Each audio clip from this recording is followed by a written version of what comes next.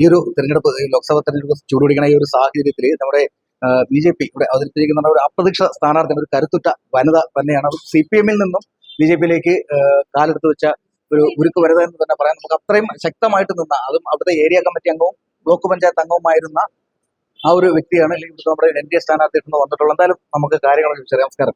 നമസ്കാരം. എന്താണ് ഈ പെട്ടെന്നുള്ള ഒരു ഇലക്ഷൻ മുന്നിൽ കണ്ടുകൊണ്ടാണോ എന്ന് പറയുന്നതിൽ യാഥാർത്ഥ്യമാണോ?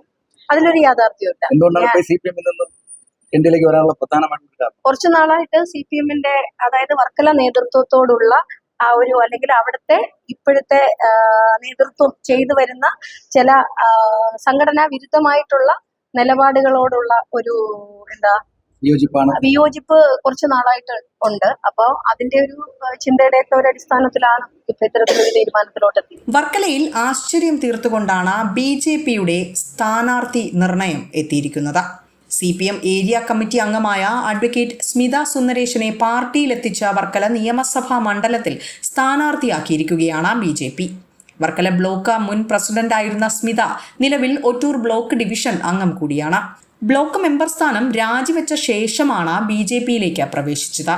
BJP സംസ്ഥാന അധ്യക്ഷൻ രാജീവ് ചന്ദ്രശേഖർ ഷോൾ അണിയിച്ചാണ് സ്മിതയെ പാർട്ടിയിലേക്ക് സ്വീകരിച്ചത്.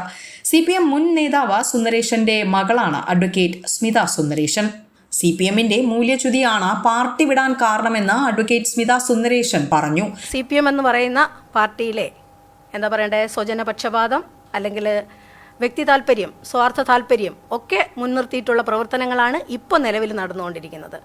അവരവർക്ക് താല്പര്യമുള്ള വ്യക്തികൾ വരുമ്പോൾ കമ്മ്യൂണിസ്റ്റ് ആശയങ്ങളെ അല്ലെങ്കിൽ സംഘടനാ നിയമങ്ങളെ കാറ്റിൽ പറത്തിക്കൊണ്ടുള്ള ഒരു പോക്കാണ് ഇപ്പോൾ പോയിക്കൊണ്ടിരിക്കുന്നത്.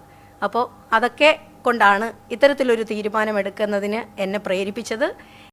CPM-ൽ ഇപ്പോൾ വ്യക്തി താല്പര്യവും സ്വാർത്ഥ താല്പര്യവും മാത്രമാണ് ഉള്ളതെന്നും മോദിയുടെ വികസനം ആകർഷിച്ചത് കൊണ്ട് തന്നെയാണ് BJP-യിലേക്ക് എത്തിയതെന്നും അവർ പ്രതികരിച്ചു. നമ്മുടെ പ്രധാനമന്ത്രി മോദിജി നമ്മുടെ നാടിന് നൽകിക്കൊണ്ടിരിക്കുന്ന ഈ ഒരു സമാനതകളില്ലാത്ത വികസന പ്രവർത്തനങ്ങളിൽ ഒരു താല്പര്യം തോന്നിയിട്ടും കൂടി തന്നെയാണ്.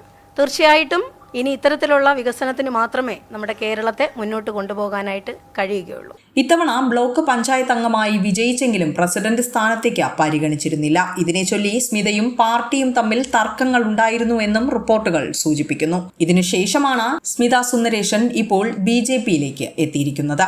പാർട്ടിക്ക് ഏറെ വളർച്ചയുള്ള വർക്കല സീറ്റ് BDJS-ന് നൽകിയതിൽ പ്രാദേശിക BJP-യിൽ വ്യാപക പ്രതിഷേധമുയർന്നിരുന്നു.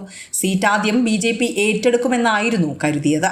ഇതേ തുടർന്ന് ചുവരെഴുത്ത് ആരംഭിക്കുകയും ചെയ്തതാണ്. ഇതിനിടെയാണ് സീറ്റ് BDJS-ന് നൽകിയത്. ഇതോടെ സ്ഥാനാർത്ഥിയോടുള്ള എതിർപ്പ് വ്യക്തമാക്കി BJP ഗ്രൂപ്പിൽ ഓഡിയോ സന്ദേശങ്ങളും കഴിഞ്ഞ ദിവസങ്ങളിൽ പ്രചരിച്ചിരുന്നു. UDF സ്ഥാനാർത്ഥി വർക്കല കഹാറിന് വോട്ട് മറിക്കാനായിരുന്നു BJP ആഹ്വാനം ചെയ്തത്.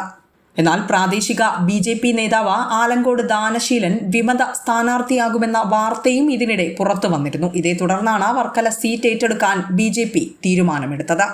വലിയ വ്യക്തിബന്ധം സൂക്ഷിക്കുന്ന അഡ്വക്കേറ്റ് സ്മിത സുന്ദരേശന്റെ BJP പ്രവേശനം പാർട്ടിയുടെ വിജയ സാധ്യത കൂട്ടുമെന്ന പ്രതീക്ഷയിലാണ് BJP.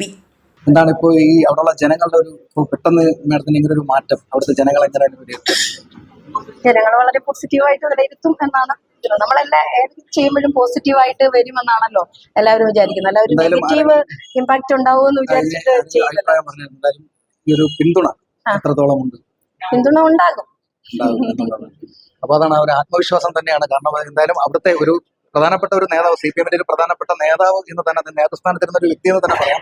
അപ്പോൾ അത്രത്തോളം CPM-നെ സംബന്ധിച്ച് വലിയൊരു നഷ്ടം തന്നെയാണ് അവിടെ സംഭവിച്ചിരിക്കുന്നത്. കാരണം അവിടുത്തെ ബ്ലോക്ക് പഞ്ചായത്ത് അംഗവും അത് 20 വർഷമായിട്ട് CPM-ന്റെ സജീവ പ്രവർത്തകയും ആയിരുന്ന, അതുപോലെ തന്നെ ഏരിയ കമ്മിറ്റി അംഗവുമായിരുന്ന ഇത്രയും നല്ല ഒരു പ്രവർത്തക അല്ലെങ്കിൽ ആ ഒരു നേതൃസ്ഥാനം എന്നൊരു വ്യക്തി ഇങ്ങനെ ഈ ഒരു NDA-യിലോട്ട് കാലെടുത്ത് വെച്ചത് CPM-നെ ഏറ്റവും കൂടുതൽ, CPM-ന്റെ വളരെയധികം CPM-ന് ബുദ്ധിമുട്ടുണ്ടാക്കുന്ന ഒരു കാര്യം തന്നെയാണ്.